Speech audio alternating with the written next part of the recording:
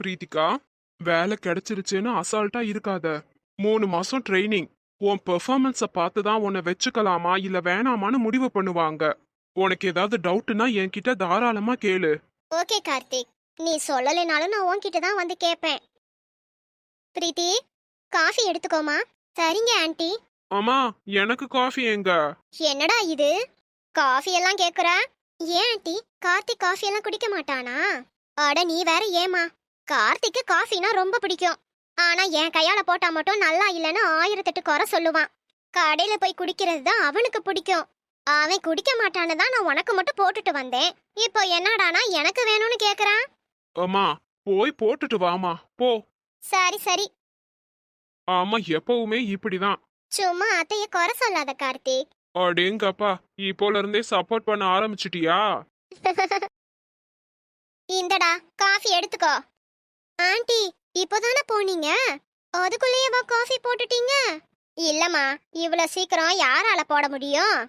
இது நான் எனக்கு போட்டது. ஓஹோ, கார்த்திக் வேணும்னு கேட்டான், அதான் எனக்கு போட்டதை அவனுக்கு கொடுத்துட்டேன். நான் அப்புறமா போட்டு குடிச்சுக்கிறேன். அப்புறம் பிரீத்திகா, இன்னைக்கு கண்டிப்பா மழை வரும் பாரு. என்ன ஆண்டி இப்படி சொல்றீங்க? வெயில் எப்படி மண்டைய பொளக்குது, இப்போ மழை வரும்னு சொல்றீங்க?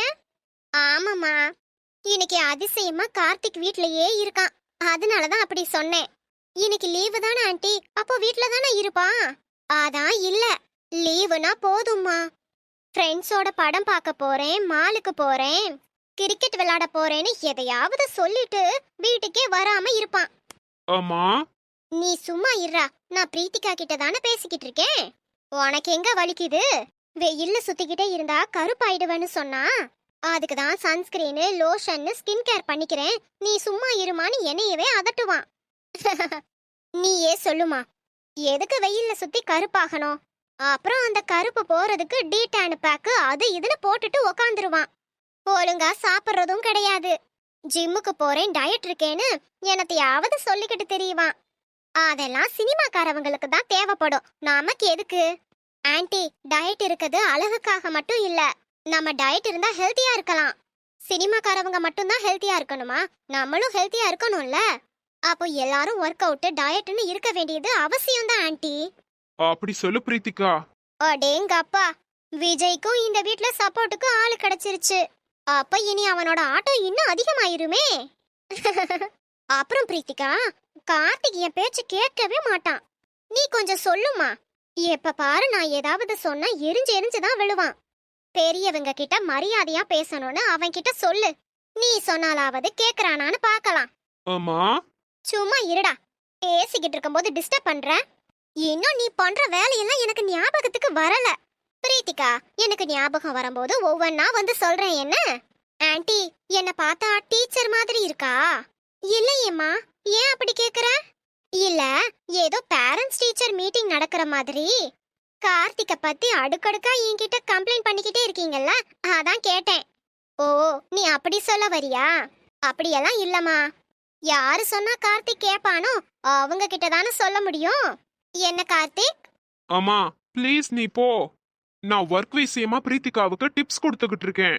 ஓ அப்படியா? இத முன்னாடியே சொல்லிருக்கலாம்லடா. நான் போறேன். பிரீத்திமா, காஃபி ஆறிற போது குடிச்சிரு. Okay aunty. ஆஹா, என்ன அழகு. நான் அழகுன்னு தானே நீ என்ன கல்யாணம் பண்ணிக்கிட்ட? ம், நான் அழகுன்னு சொன்னது உங்களை இல்ல. அப்போ வேற யாரையோ சொன்னியா? ஆமா. அடியே, காலம் போன கடைசியில யார் அப்படி சைட் அடிச்சுக்கிட்டு இருக்கிற? ஐயோ, முட்டாள்தனமா பேசாதீங்க. நான் அழகுன்னு சொன்னது பிரீத்திகாவ. அப்படியா? ஆமாங்க, பிரீத்திகா எவ்வளவு அழகா இருக்கா. இப்போ பிரீத்திகாவும் கார்த்திக்கும் பக்கத்துல பக்கத்துல உட்கார்ந்திருந்தாங்க.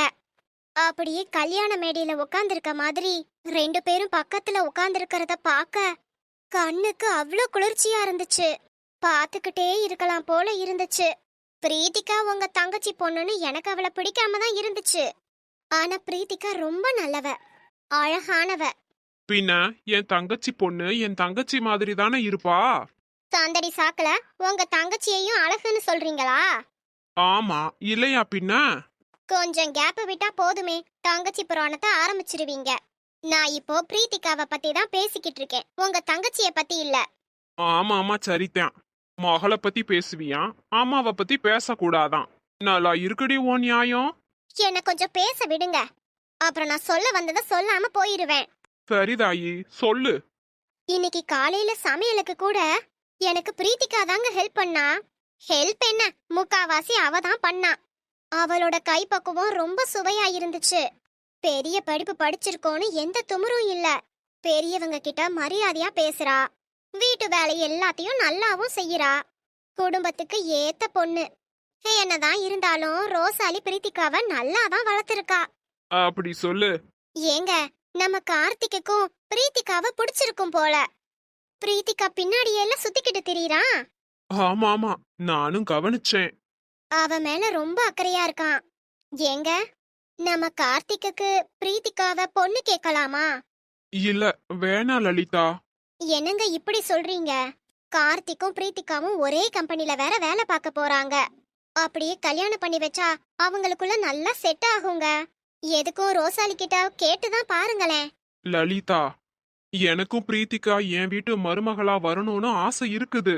ஆனா ரோசாலிக்கு அந்த ஆசை இல்லையே. என்னங்க சொல்றீங்க? ஆமா லலிதா, ரோசாலிக்கு அந்த எண்ணம் இருந்திருந்தா அவ கார்த்திகல்ல மாப்பிள்ளை கேட்டிருக்கணும். ஆனா ரோசாலி நம்மள விட்டுட்டு பிரீத்திகாவுக்கு வேற மாப்பிள்ளைய தேடிக்கிட்டு இருக்கா. அப்படின்னா ரோசாலிக்கு இதுல விருப்பம் இல்லைன்னு தானே அர்த்தம். அப்படியெல்லாம் இருக்காதுங்க. நம்ம கேட்கணும்னு கூட ரோசாலி நினைச்சிருக்கலாம்ல. எனக்கு அப்படி தோணல லலிதா. ஒருவேளை கேட்டு ரோசாலி முடியாதுன்னு சொல்லிட்டா அப்புறம் குடும்பத்துக்குள்ள மனக்கசப்பாயிரும். அப்படியெல்லாம் ஒண்ணும் இல்லங்க. முடியாதுன்னா சரின்னு விட்டுற வேண்டியதுதான். இந்த காலத்துல எல்லாம் பொண்ணுங்களும் சரியில்லை, பசங்களும் சரியில்லை. ஸ்கூல்ல ஒரு லவ், காலேஜ்ல ஒரு லவ், கல்யாணம் பண்றதுக்குள்ள 1000 லவ் பண்ணிக்கிட்டு தெரியுதுக. இதுல லிவிங் டுகெதர் வேற. வீட்டுல கட்டாயப்படுத்துறாங்கன்னு ஏனோ தானன்னு ஒருத்தனை கல்யாணம் பண்ணிக்கிட்டு ஒரு பொண்ணு கொலையே பண்ணிருக்கு பாருங்க. ஒவ்வொரு நியூஸையும் படிக்க படிக்க பயமா இருக்குங்க. நாம கார்த்திக்குக்கும் தப்பான பொண்ணு கல்யாணம் பண்ணி வச்சு அவன் வாழ்க்கை பாழா போயிடக்கூடாதுல்ல. நீங்க எனக்காக ஒரு தடவை ரோசாலி கிட்ட கேட்டு பாருங்க. நான் ஏற்கனவே ரோசாலி கிட்ட இத பத்தி பேசிட்டேன். அவ கார்த்திக்க வேணான்னுட்டா. என்ன சொன்னீங்க? அந்த ரோசாலி கார்த்திக்க வேணான்னுட்டாளா? ஏன், நம்ம பையனுக்கு என்ன குறைச்ச? நம்மளும் நல்ல வசதியா தானே இருக்கிறோம். ஏன் பையனை வேணான்னு சொல்லிட்டாளா அவ? இங்க பாருங்க, இனி உங்க தங்கச்சி குடும்பத்துல என்ன ஃபங்க்ஷன் வந்தாலும் சரி, நான் வரவே மாட்டேன். நீங்களும் போக கூடாது. பிரீத்திகா வந்ததும் வந்துட்டா. அவளுக்கு ஒரு ஹாஸ்டலை பார்த்து ஏற்பாடு பண்ணிட்டு அப்படியே விட்டுருங்க. தங்கச்சி பொண்ணுன்னு பார்க்க போனீங்க, அவ்வளவுதான் சொல்லிட்டேன். எவ்வளவு துமுறு இருந்தா என் பையனையே வேணான் இருப்பா? நிறுத்து நிறுத்து. நான் கேட்டேன்னு பொய் தான் சொன்னேன். அதுக்கே நீ இப்படி கொந்தளிக்கிற. உண்மையிலேயே நான் கேட்டிருந்தாலும் இதே பிரச்சனை தான் வந்திருக்கும். அதனாலதான் நான் கேட்கல, புரிஞ்சுக்கோ. தேவையில்லாம குடும்பத்துக்குள்ளதான் சண்டை வரும். சரிங்க, நல்ல பொண்ணை மிஸ் பண்ண போறோம். அத நினைச்சுதான் கவலையா இருக்கு. அட விஜய், வாப்பா. எப்படி இருக்க? நல்லா இருக்கேம்மா. நீங்க எப்படி இருக்கீங்க? நல்லா இருக்கேன். கார்த்திக் எங்க? இன்னைக்கு எங்க ஃப்ரெண்டோட கல்யாணம். கார்த்திக் சொன்னானா? எங்க அவன்? சொன்னா கல்யாணத்துக்கு தான் ரெடி ஆயிக்கிட்டு இருக்கான். பொறு, கூப்பிடுறேன். கார்த்திக், உன் ஃப்ரெண்டு வந்திருக்கான் பாரு. ஆ, இதோ வரேம்மா. இப்ப வந்துருவான் விஜய். சரிம்மா. ஓகே பிரீத்திகா, நான் கிளம்புறேன். என் ஃப்ரெண்டு வந்துட்டான் போல. ஓகே கார்த்திக், நான் பாத்துக்கிறேன், நீ போ. நீ ஒரு ரூமுக்கெல்லாம் ஒன்னும் போக வேணாம், இங்கேயே இரு. இல்ல, நான் என் ரூமுக்கே போறேன். புக்ஸ் எல்லாம் இங்கதான் இருக்கு. நீ ஒவ்வொரு புக்கா ஒரு ரூமுக்கு எடுத்துட்டு போயிட்டு இருப்பியா? இங்கேயே இருந்து படி, எனக்கு ஒன்றும் பிரச்சனை இல்ல. நான் எப்படியும் லேட்டா தான் வருவேன். ஓகேவா? சரி கார்த்திக். சரி, நான் வரேன். அது சரி, உங்க ஃப்ரெண்டுகளுக்கெல்லாம் கல்யாணம் ஆகுது. நீயும் கார்த்திக்கும் எப்ப கல்யாணம் பண்ணிக்க போறீங்க? பண்ணலாமா? விஜய், போலாமா? போலாம் கார்த்திக். என்னப்பா, வந்த உடனே கிளம்பணுமா? சாப்பிட்டுட்டு போ. நீயே எப்பயாவது ஒரு தடவை தான் வீட்டுக்கு வர்ற. இந்த அம்மா கையால சாப்பிட்டுட்டு போ. இல்லம்மா, கல்யாணத்துக்கு போறோம், அங்க போய் சாப்பிடணும்ல. இங்க இருந்து டிராபிக்ல போறதுக்கு எப்படியும் ஒரு 1.5 மணி நேரம் ஆகும். போன உடனேவா பந்தியில உட்கார போறீங்க? எப்படியும் நேரம் ஆகும்பா. சாப்பிட்டுட்டு போ. வேணாமா. சரி, காஃபியாவது குடிச்சிட்டு போ. இருக்கட்டுமா, பரவாயில்ல. இன்னொரு நாள் வந்து நல்லா சாப்பிடுறேன். இப்படியே தான் சொல்ற, ஆனா ஒரு நாள் வீட்டுக்கு வந்து சாப்பிட மாட்டேங்கிறியே. ஹாஸ்டல்லே சாப்பிட்டு சாப்பிட்டு புளிச்சு போகாதா? அவசியம் ஒரு நாள் வீட்டுக்கு வந்து சாப்பிட்டுட்டு போ. நானும் உன் அம்மா மாதிரி தான். விஜயோட சென்ட் ஸ்மெல் அடிக்குது. ஒருவேளை விஜய் இங்க வந்திருப்பாரோ? நான் இருக்க இடம் அவருக்கு எப்படி தெரிஞ்சது? போச்சு போச்சு, எல்லாம் போச்சு. விஜய் எனக்கும் அவருக்கும் நடந்த கல்யாணத்தை பத்தி அங்கிள் முன்னாடி சொல்லிட்டு பிரச்சனை ஆயிரும். நான் பண்ண தப்புக்கு என் குடும்பமே தலை குனிஞ்சு நிக்கணும். எதுக்கு நான் தேவையில்லாம இப்போ பயப்படுறேன்? அது விஜய் தானான்னு போய் பாப்போம்.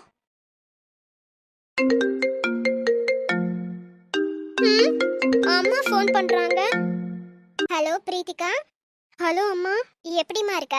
சாப்பிட்டியா? சாப்பிட்டேம்மா. சரி, உன்னை எப்ப வேலைக்கு ஜாயின் பண்ண சொன்னாங்க? மண்டேம்மா. மண்டேல இருந்து போகணும். எப்பயும் அத்தை? திங்கக்கிழமையில இருந்து போகணுமா? போன என்கிட்ட கொஞ்சம் கொடுங்க. ஹலோ பிரீத்திகா. சொல்லுங்க அண்ணி. மண்டேவே ஜாயின் பண்ண சொல்லிட்டாங்களா? நான் உனக்கு போட்டுட்டு போக Dress ஆர்டர் பண்ணலாம்னு நினைச்சேன். இல்ல அண்ணி, அதெல்லாம் வேணாம். என்ன இவ குரலே சரியில்லை. அத்தா, பிரீத்திகா பேசுறது சரியாவே கேட்கல. நான் வெளியில போய் பேசிட்டு வர்றேன். போ. பிரீத்திகா, என்னாச்சு? உன் குரலே சரியில்லையே. நீ நல்லா தானே இருக்க? நான் நல்லா இருக்கேன் அண்ணி. ஆனா விஜய். என்ன விஜயா? விஜய் அங்க வந்திருக்காரா? நீ இருக்க இடம் அவருக்கு எப்படி தெரிஞ்சது?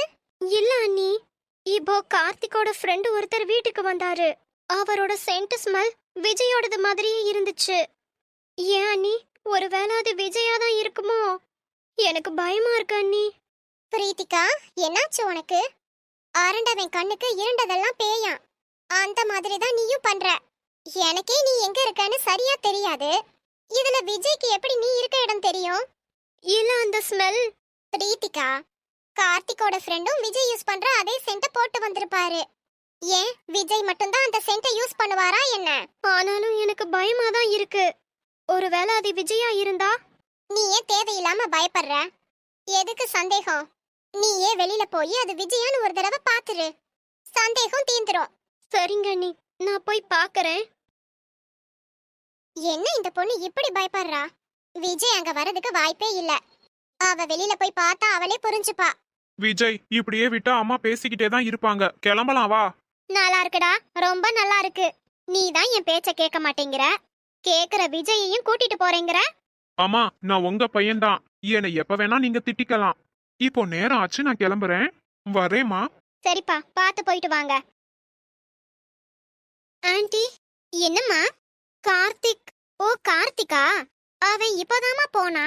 அவன் ஃப்ரெண்டோட மேரேஜ் இன்னைக்கு, அதுக்கு தான் போயிருக்கான். உன்கிட்ட கார்த்திக் சொல்லலையாமா? என்கிட்டயும் சொன்னான். அப்புறம் ஏன் தெரியாத மாதிரி கேக்குற? இல்ல, எனக்கு ஒரு டவுட், அதான் கேட்கலான்னு வந்தேன். ஃபோன் பண்ணி வேணா கேளு. இல்ல இருக்கட்டும், நான் வந்த உடனே கேட்டுக்கிறேன். சரி நீ போ, நான் உனக்கு தோசை ஊத்தி உன் ரூமுக்கு எடுத்துட்டு வர்றேன். ஆண்டி, நான் கார்த்திகோட ரூம்ல தான் இருக்கேன். கார்த்திகோட ரூம்லயே எல்லா புக்கும் இருக்கான். அதனால என்ன அங்கேயே இருந்து படிக்க சொன்னான். பரவாயில்லையே, கார்த்திக் அவன் ரூமுக்குள்ள யாரையும் விட மாட்டான். நானே கிளீன் பண்றதுக்கு மட்டும் தான் போவேன். உன் மேல அவனுக்கு ரொம்ப பாசம்தான். சரி நீ போய் படி, நான் தோசை எடுத்துட்டு வர்றேன். Okay aunty. இதையெல்லாம் வச்சு பார்க்கும்போது கண்டிப்பா கார்த்திக்கு பிரீத்திகா மேல லவ் இருக்குன்னு தான் நினைக்கிறேன். இல்லாட்டியும் ரூம்குள்ளேயே விட மாட்டானே. கார்த்திக் மட்டும் பிரீத்திகாவை எனக்கு மருமகளா கூட்டிட்டு வந்தா அதை விட பெரிய சந்தோஷம் எனக்கு எதுவும் இல்ல.